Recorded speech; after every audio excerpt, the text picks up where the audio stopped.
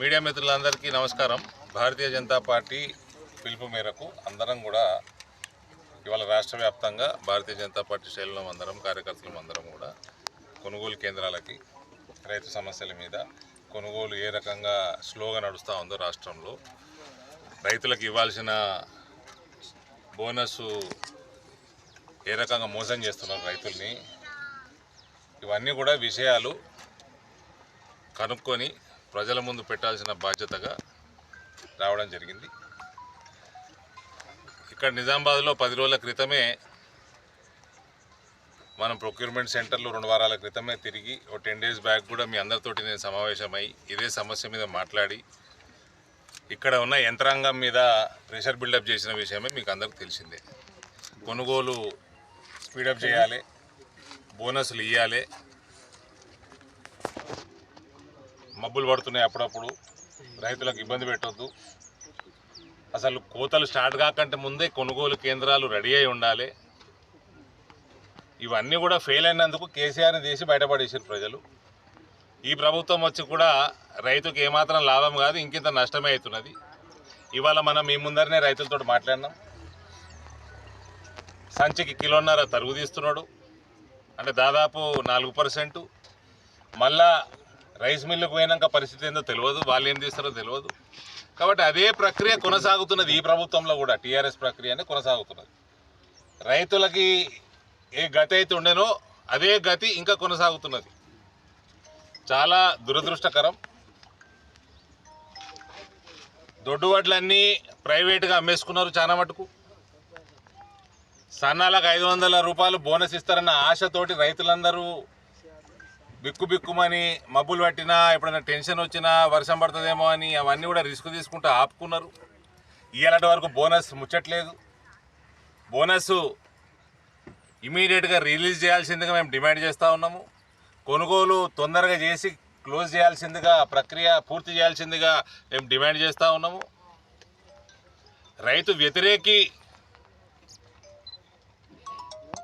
ప్రభుత్వంగానే కాంగ్రెస్ ప్రభుత్వం ఇలా మారిపోయింది. ఇక దాంట్లో మేము కూడా ఒక 4 నెలలు పోని 6 నెలలు పోని కొత్త ప్రభుత్వము కేసీఆర్ రాష్ట్రాన్ని ఆర్థికంగా నట్టేట ముంచి పోయిండు అని మేము కూడా మస్తు సమయం ఇచ్చినాము. ఇప్పుడు దాదాపు సంవత్సరం వస్తున్నది, సంవత్సరం అవుతా ఉన్నది. ఇప్పటికి కూడా ఏమాత్రం మార్పు లేదు. పెనం మీదకి వెళ్ళి పొయ్యిల పడ్డట్టున్నది కథ రైతులది. ప్రభుత్వం మారి ఒకవైపేమో మేమందరం ఏమనుకుంటామండి, మీడియా మిత్రులు మీరందరూ, రేవంత్ రెడ్డి అంటే పాత తెలుగుదేశం పైన చంద్రబాబు నాయుడు శిష్యుడు అనుకుంటాం. అంతేనా? చంద్రబాబు నాయుడు గారు నిన్న అతిపెద్ద డీల్ ఒకటే సంస్థతోటి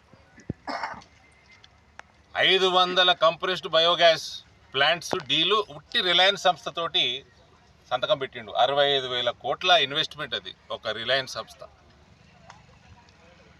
వేస్ట్ ల్యాండ్స్ ఏదైతే వేస్ట్ భూములు ఉంటాయో ఆ భూములలో పెడతారు. క్లీన్ ఎనర్జీ కోసము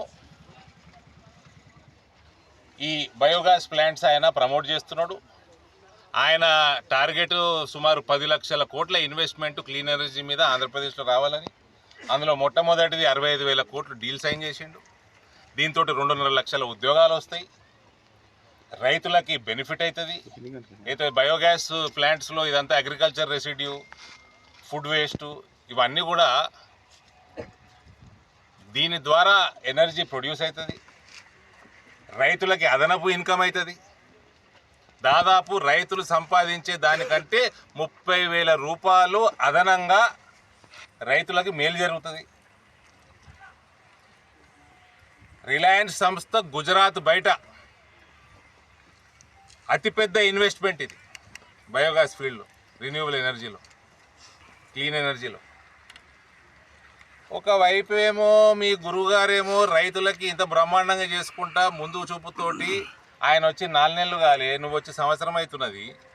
ఆయన అటుపోతుంటే నీదేమో వెనకపోతున్నది బండి. రేవంత్, నువ్వు చంద్రబాబు నాయుడు శిష్యుడువా కేసీఆర్ శిష్యుడువా అని పెద్ద క్వశ్చన్ మార్క్ తయారైంది ఇప్పుడు. సో ఈ రకంగా రైతు వ్యతిరేక ప్రభుత్వంగానే మిగిలిపోతున్నది ఇది కాంగ్రెస్ ప్రభుత్వము.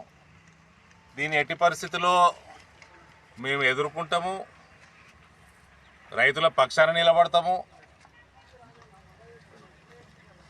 రానున్న కాలంలో ఈ పంట అయితే 500 రూపాయల ముచ్చట లేదు, ఇంకా కొనుగోలు కూడా బాగా లేట్ అయింది.